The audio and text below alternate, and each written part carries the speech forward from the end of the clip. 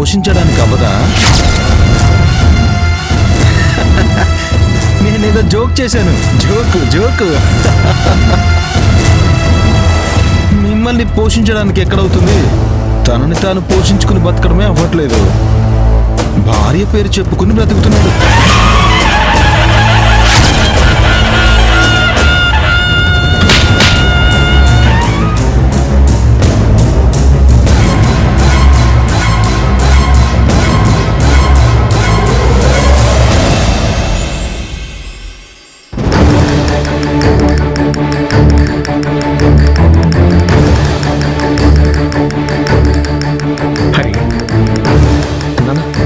చెప్తే అమ్మ ఎలా రియాక్ట్ అవుతుందని చాలా భయపడిపోయానమ్మా. ఇప్పుడు నా సమస్యని వేరే వాళ్ళ సమస్యగా చెప్తే అమ్మ పెద్దగా పట్టించుకోలేదంటే నిజం తెలిస్తే అమ్మ ఏమీ అనుకోదేమో అనిపిస్తుంది. సునామీ వచ్చే ముందు సముద్రం చాలా ప్రశాంతంగా ఉంటుందిరా. కానీ సునామీ వచ్చాక అలలు అలలుగా వచ్చి ఊర్లే కొట్టుకుపోతాయి. మీ అమ్మ కూడా అలాగే. ఇదంతా చెప్పావు కదా. మీ అమ్మ ఇంత సైలెంట్గా ఉందంటే దానికి ఏదో బలమైన కారణం ఉండే ఉంటుంది. లేదు నాన్న, నువ్వు సమస్య అంతా వినొద్దని చెప్పావు కదా. అమ్మ అర్థం చేసుకుంటుంది. అలాగే రేపు పొద్దున నాకు కూడా ఏదైనా సమస్య ఉందని చెప్తే అమ్మ నన్ను క్షమించేస్తుందేమో నాన్న. ఇప్పుడు నాకు నమ్మకం కలిగింది నాన్న. అమ్మ మమ్మల్ని ఖచ్చితంగా అర్థం చేసుకుంటుందని. డబ్బు కన్నా గుణమే ముఖ్యమని తెలుసుకుని అమ్మ లక్ష్మిని ఖచ్చితంగా దగ్గర తీసుకుంటుంది నాన్న. అందుకే ఇప్పుడు నేను అమ్మ దగ్గరికి వెళ్ళి జరిగిందంతా వినోద్కి కాదు నాకే అని అమ్మకు చెప్పేస్తానన్నా.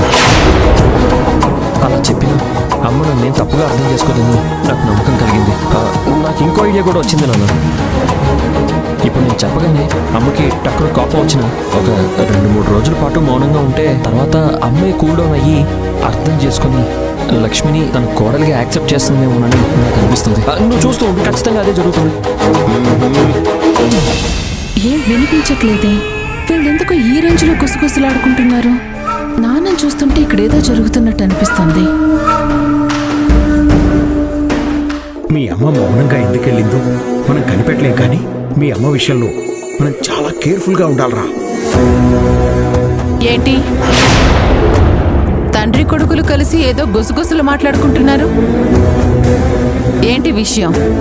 అయ్యో ఏం లేదమ్మా.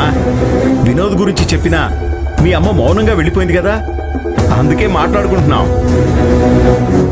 ఒక్కోసారి మీ అమ్మ కూడా మీ అమ్మ చేసే వంటలాగే ఉంటుంది. ఒక్కోసారి మాడిపోతుంది, ఒక్కోసారి అద్భుతంగా ఉంటుంది. అది ఎలా అంటే కేసరీబాత్ చేస్తే ఉప్మాలా ఉంటుంది, ఉప్మా చేస్తే పాయసంలా ఉంటుంది. ఇప్పుడు కూడా మా పరిస్థితి అలాగే ఉంది. ఏం చెప్పకుండా సైలెంట్గా ఎందుకెళ్ళిందో అదే అర్థం కావడం లేదు. నాకే ఇలా జరిగిందేమోనని అమ్మ ఆలోచిస్తూ ఉంటుంది. ఇప్పుడు జరిగింది చెప్పాలి.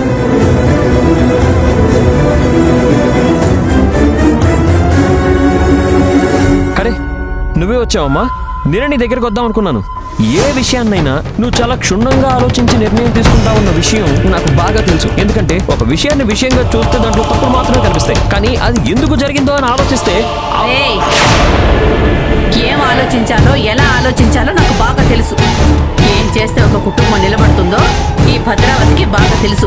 నువ్వేం చెప్పక్కర్లా. ఎంత ధైర్యం ఉంటే నా మీదే చెయ్యేస్తావా? నువ్వు